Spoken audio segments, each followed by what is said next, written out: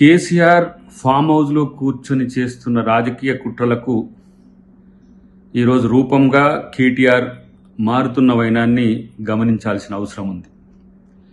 పూర్తి చంద్రముఖిగా మారిన చంద్రశేఖరరావు తన కొడుకును అస్త్రంగా ఈరోజు తెర మీదికి తీసుకొచ్చి రెండు టాస్కులు, ఒకటి పొలిటికల్గా ప్రభుత్వాన్ని ఏ విధంగా బదనాం చేయాలి, రెండవది తన కొడుకుని ఎట్లా ఛాంపియన్గా తయారు చేసుకోవాలి. అదే ఇప్పుడు జరుగుతున్న తంతు. దాంట్లో హరీష్ రావు వెనుకబడ్డా, బీజేపీ ముందు పడ్డదా, ఇతరత్ర అన్ని పక్కన పెడితే ఆయన కడుపులో మంటలకు కేటీఆర్ పొగ రూపంలో కనపడుతున్న వైనాన్ని మనం గమనించాల్సిన అవసరం ఉంది. సంవత్సరం కాకముందే ఏ రకమైన కుట్రలు చేస్తే మళ్ళీ మనం ప్రజల్లో ఉండగలమని చెప్పి ఇలాంటి ఒక పనికిరాని చెత్త టాక్టిక్స్తో ముందుకొస్తున్నారు. అధికారుల మీద దాడి చేసి కూడా సమర్థించుకునే స్థాయికి దిగజారిన మిమ్మల్ని ఏమనాలనో అర్థం కావట్లేదు. ఏ పదాలు తిట్టినా వేస్ట్.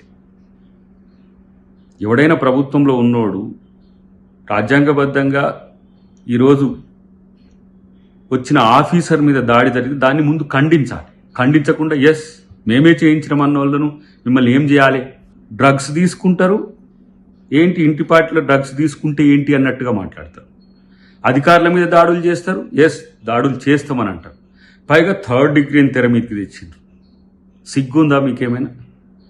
నేరెళ్లలో దళితులు, ఇతర బీసీ కులాలకు సంబంధించిన నాయకులు మీ ఇసుక దందాకు అడ్డం వస్తే జీవితంలో కాపురానికి పనికి రాకుండా చేసిన చరిత్ర మీది. ఇదే కేటీఆర్ది, ఆయన తండ్రిది. మీరు 3rd డిగ్రీ గురించి మాట్లాడతారు. ఈరోజు అక్కడ జరిగిన సంఘటనలో ఎవరైతే దాడికి పురిగొల్పినరో, దాడిలో పాల్గొన్నారో వాళ్ళకు సంబంధించిన వారి విషయంలో కేసులు పెట్టి ఇమ్మీడియట్గా కోర్టుకు సరెండర్ చేయడం జరిగింది. దానికి 3rd డిగ్రీ అని చెప్పి ఈయన పోయి పరామర్శించి వచ్చినట్టు చెప్పి బయట ఏదో ప్యానిక్ సీన్కి క్రియేట్ చేయాలని ఒక కుట్ర కోణం దీంట్లో దాగి ఉన్నది. ఇది మీ తాలూకా గతంలో ఏ విధంగా ప్రజల్ని రెచ్చగొట్టి మీరు లబ్ధి పొందినరో, ఏ విధంగా ప్రజలు చనిపోయిన వాటి మీద, శవాల మీద రాజకీయాలు చేసుకొని ఇలా రాజకీయ జీవితం అనుభవించినరో, మళ్ళీ ఇప్పుడు అట్లా తీసుకురావాలనే కుట్ర ఏమైనా చేస్తున్నారా? ఇది తెలంగాణ ప్రజలు క్షమిస్తారా? కేసీఆర్ ఇంట్లో వండుకుంటే ఏదో కామ్గా ఇంట్లోనే పండుకుంటాడని ఎవడు అనుకోడు.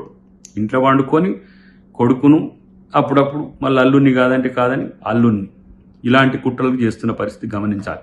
మీకు తెలంగాణ ప్రజల మీద ఏదో కన్సర్న్ ఉన్నట్టు, మీరు తెలంగాణ ఉద్యమానికి మీరే జీవనాడి అన్నట్టు, తెలంగాణ అనేది కేవలం మీకు సంబంధించిన అంశమే అన్నట్టుగా చేస్తున్న ప్రయత్నాలు ప్రజలు తిప్పికొట్టిండ్రు. ఎందుకంటే మీరు తెలంగాణను దోచుకున్నది జీవితంలో ఎవరు మర్చిపోరు.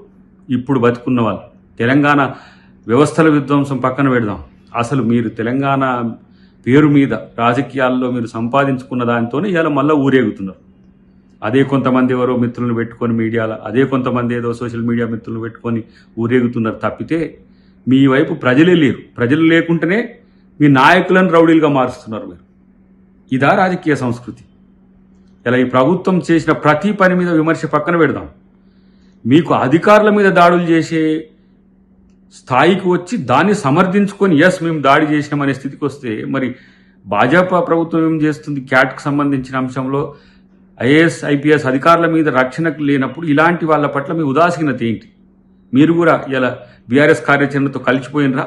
వాళ్ళు మాట్లాడే భాష మీరు మాట్లాడుతున్నారా? ఆలోచించుకోండి. డెఫినెట్గా ఇది కాంగ్రెస్ ప్రభుత్వం సమర్థవంతంగా ఎదుర్కోగలుగుతుంది. రేవంత్ రెడ్డి గారి చుట్టూ జరుగుతున్న సంఘటనలన్నీ కూడా తెలంగాణ ప్రజలు కూడా గమనిస్తున్నారు. తస్మాత్ జాగ్రత్త, ఇది మంచి సాంప్రదాయం కాదు. ఇలాంటి పరిస్థితి వస్తే తెలంగాణ ప్రజలు డెఫినెట్గా తిరగబడతారు. అది ఆలోచించుకోండి. ప్రజలకు ఆక్రోశం వస్తే దాడులు చేస్తారు, ఎవరి మీదనైనా కోపం వస్తే చేస్తారు. ఇట్లా సగవలుపుతున్నాడు కేటీఆర్ అండ్ కో. ఎస్, రేపు కాంగ్రెస్ కార్యకర్తలకు కూడా కోపం వస్తుంది. మీ మీద అట్నే తిరగబడి దాడులు చేయమని చెప్పాలన్నా మేము? ఇది ఈ రాజకీయాల్ని పెంచి మీరు ఏం చేయాలనుకుంటున్నారు?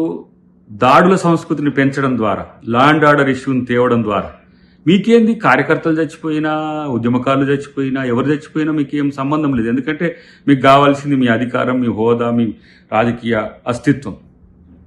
ఇలాంటి 1 year తర్వాతనే ఇలాంటి కుట్రలకు తెరలేపుతున్నారంటే ఎవరి అండ చూసుకొని ప్రయత్నం చేస్తున్నారు నాకు అనిపిస్తున్నది.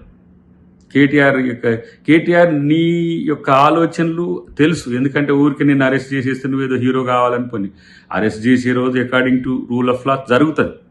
కానీ లేని కారణాలను ముందుకు తీసుకొచ్చి నన్ను అరెస్ట్ చేయండి అనేది ఎట్లా ఉందంటే డిక్కీ బలిసిన కోడి వచ్చి చికెన్ షాప్ ముందు తొడగొట్టినట్టు ఉన్నది. అసలు నీవు ఎంతనో ఈ ప్రభుత్వంలో నీ అవినీతి ఎంతనో, లేకపోతే మీ అయ్య అవినీతి ఎంతనో, లేకపోతే నీ ప్రభుత్వంలో ఉన్న మంత్రుల అవినీతి ఎంతనో తెలియదానికన్నా నాకు రాదురా బాబు. ఒకటే తెగరెచ్చిపోతున్న పరిస్థితి ఉన్నది. కాబట్టి కాంగ్రెస్ ప్రభుత్వం మీద విషం జిమ్మే మీ పట్ల కాంగ్రెస్ కార్యకర్తలు కూడా ఆలోచిస్తున్న వైనాన్ని గమనించండి.